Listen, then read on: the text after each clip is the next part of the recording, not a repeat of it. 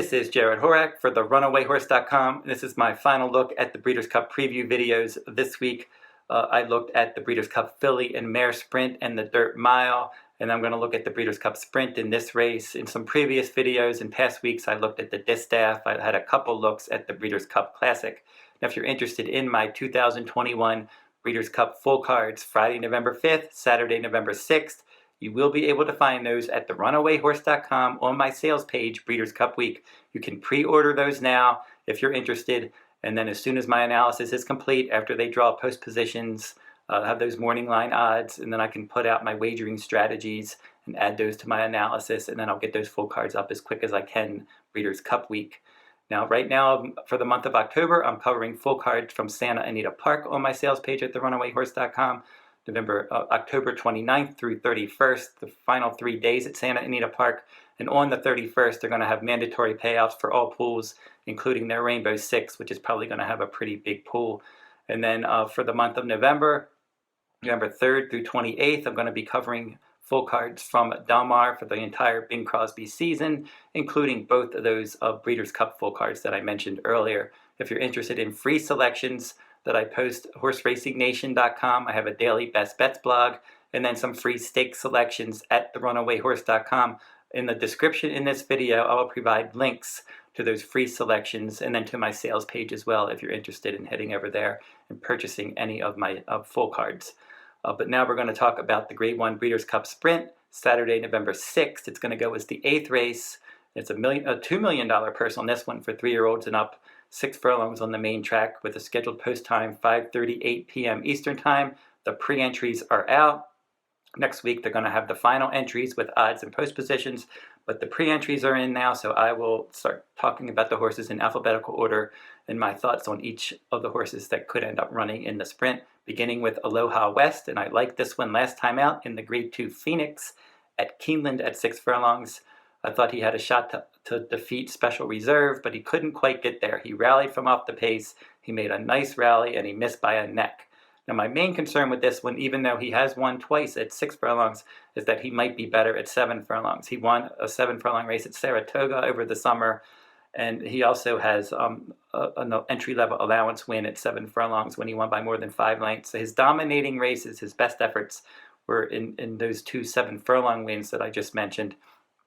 But he can handle 6 furlongs, but he's going to need pace help, and this is definitely his toughest career test. He's only run 8 times with 4 wins in 2 seconds, so he's an improving 4-year-old colt for trainer Wayne Catalano.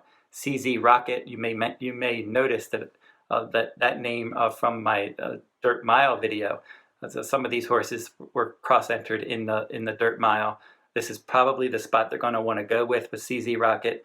He's run 3 times at Del Mar with a win, a second, and a third. He's 4 for 10 at this 6 furlong distance with a second and 3/3. So 8 out of 10, he's been in the top 3. Good distance for him. He was second in the 2020 Breeders' Cup Sprint. As I mentioned, he handles Del Mar. He's very consistent. He rallies from off the pace, and he's typically in the top 3.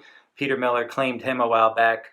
It was an excellent claim. He's won a bunch of races for this barn. He's hit the board in a bunch of stakes. He's a multiple graded stakes winner. Classy enough to win a race like this. I just don't know that he's going to be able to get there. His speed figures are a little bit lower recently. He just doesn't quite have the punch that he did last year in that winning spirit. He was 5 for 9 last year, and he's 2 for 6 this year. He's just not been able to finish off the races in the stretch, and he's been hitting the board, and maybe that's going to be the scenario that's going to play out in the sprint. Dr. Schivel is capable of winning a race like this. He beat Flagstaff and CZ Rocket despite his right rein breaking. So he had that equipment problem last time with the broken equipment from the inside post, but he was able to get the lead.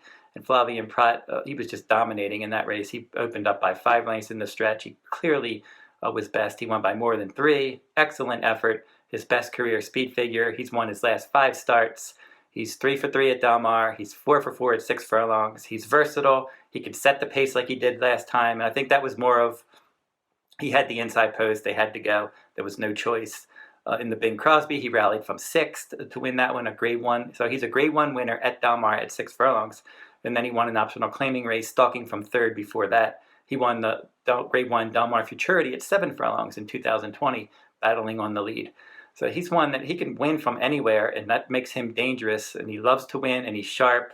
and he's going to make his second start after a layoff in the sprint. And Mark Glatt has took over the training duties this year, so he's 3 for 3 for his trainer. Flavien Prat was aboard for his last 4 victories. Firenze Fire has been a good sprinter for quite some time. It's a 6-year-old horse with 37 starts, 14 wins, 7 seconds, 3/3. He's banked more than $2.7 million, 7 for 15 at this distance. He is 0 for 1 at Del Mar, and he certainly seems to elevate his game at Belmont Park. That seems to be his favorite track, but he just brings his game no matter where he is. He tries hard. He has some versatility. He can get closer to the pace when he needs to, but that in this spot, that's not going to happen with the likes of Jackie's Warrior in here. He's probably going to be a bit more patiently handled in this race. Last time out in the Vosburg, he didn't get any pace help. He was forced to chase following C, and he could not get that one when that one was controlling the pace, but he was clearly second best there, and he's going to try hard, just like he always does. Flagstaff is another hard-trying horse. He's a 7-year-old gelding with 22 starts, 14 first and second, 7 wins, 7 seconds, 4 third-place finishes. He's run 6 times at Del Mar. He's been in the top 3 and 5 with 1 win. But the 6 furlong distance, he's just 1 for 9 with 4 seconds and 2/3. So he's more likely to finish underneath.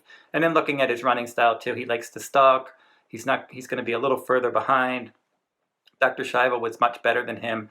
Last time in the St. Anita Sprint, he was able to grab second over CZ Rocket by a nose. So those two are pretty closely matched. They were a head apart in the Grade 2 Pat O'Brien. So looking at horses rallying from off the pace, CZ Rocket, Flagstaff, I could see either of those two hitting the board, but I would be surprised, especially if Flagstaff won at this distance, because it's just too short for him.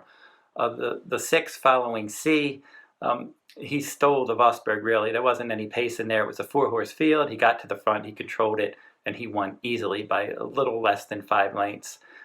Jackie's Warrior handled him easily in the Allen Jerkins before that. So he's not going to get that easy lead that he did last time. And even if he ran that same speed figure, that's not enough. He's going to have to run faster. He's a 3-year-old colt, and he's run in the top 3 in all 6 of his starts. He's certainly best in sprint races. 6 furlongs is a good distance for him. But most likely, unless Jackie's Warrior would stumble at the start, he's not going to get to the front. He's going to be in chase mode in here.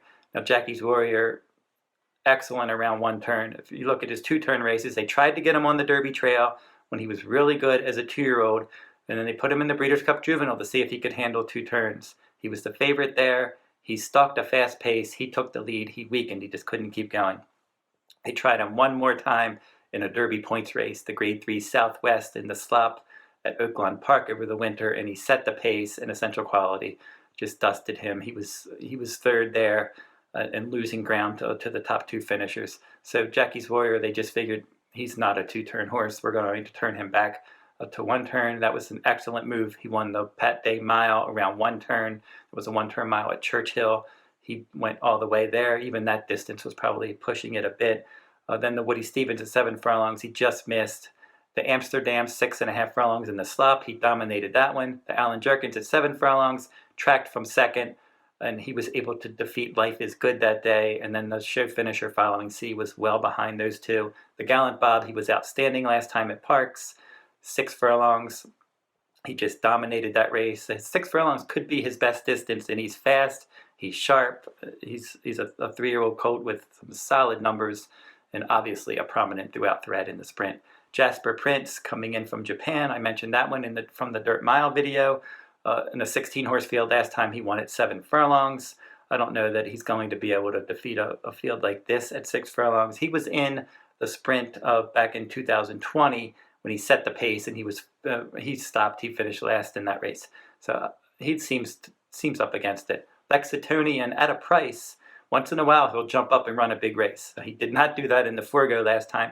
He was 8th, beating 31 lengths. But the Grade 1 Alfred Vanderbilt at Saratoga at this distance, from the inside post, he dueled on the lead. He pulled off a big upset at 34-1 odds. He missed by a head in the Grade 1 Churchill Downs. Flagstaff just edged him that day. He was 46-1 in that race. He was 8-1 when he rallied to miss by a nose in the Bing Crosby in 2020 at Del Mar at this 6 furlong distance. So he can handle this distance. He's handled this track before. Once in a while, he'll jump up and surprise you. You can't rely on him, but certainly don't be shocked if he jumps up there and does something at a price, because he's done that before. Matera Sky was in the Breeders' Cup Sprint in 2019. He finished 8th and last in that race. He hasn't run since finishing last in Dubai more than 7 months ago. So now this will be his first start in a long time, and he didn't run well in the sprint in 2019, and he's only won 1 race since then, so he would certainly be a surprise. Pingxiang is another one that I mentioned from the Dirt Mile. He has back-to-back wins at 7 furlongs in 16-horse fields. 6 furlongs is probably too short. These Japanese horses haven't proven that they can run in these 6-furlong races and be competitive, so I wouldn't want to play him in this spot. A special reserve, he's one for trainer Mike Maker that's in very good form. He's been a part of the exact all year in all 7 of his starts with 5 wins in 2 seconds. Nice effort in the Phoenix last time. He likes to track the pace. He's going to get up there and he's going to try to chase the pace and then hope horses like Jackie's Warrior come back. So overall, Jackie's Warrior is certainly the one to beat in here. Dr. Schivel seems like the most likely horse to defeat Jackie's Warrior because he's got that versatility, loves the win, likes Del Mar, loves the distance, and he shouldn't be pace compromised no matter what happens with Jackie's Warrior. He should be able to work out a good trip as long as his rein doesn't break this time. He's not going. That can't happen in the sprint, and he wouldn't beat a horse like Jackie's Warrior if that happened. But a horse like Dr. Schivel is certainly capable of defeating Jackie's Warrior. So they seem like the 2 to beat in the Breeders' Cup Sprint. So don't forget to like, subscribe, and comment.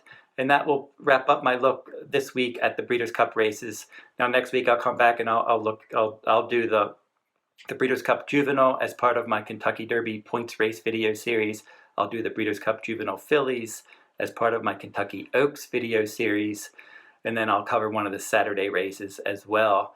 And then the rest of the stuff will be as part of my full card. And I mentioned that earlier in the video. So that'll wrap up this video and my look at the sprint and my early look at the Breeders' Cup races. Now, until next week, good luck at the races.